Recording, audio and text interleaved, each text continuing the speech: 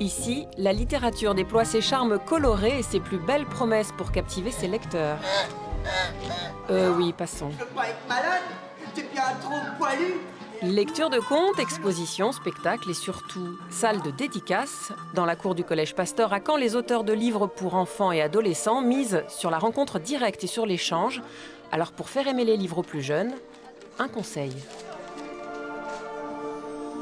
Pour qu'un enfant aime lire, il faut que la notion de plaisir reste. Et si en tant que parent, on met une certaine pression et que l'enfant va le sentir et peut se sentir aussi démuni face à ça.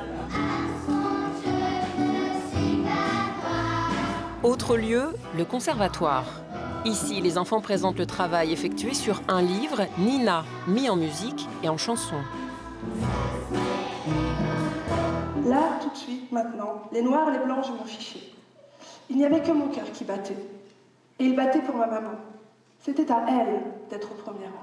Là encore, l'échange est le maître mot. D'ailleurs, l'auteur de Nina a aussi travaillé avec des collégiens et le résultat est là, un livre sur l'adolescence. Tout ça pour déjouer l'avis de certains ados sur la lecture.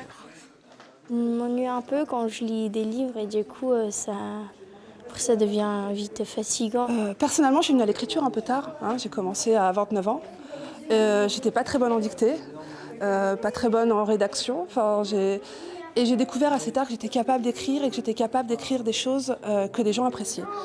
Et une partie vraiment intéressante de mon travail, c'est d'aller dans les classes et de dire que vous pouvez le faire aussi. Tout petit ou grand ado, l'essentiel pour donner le goût de lire, ce serait donc de partager.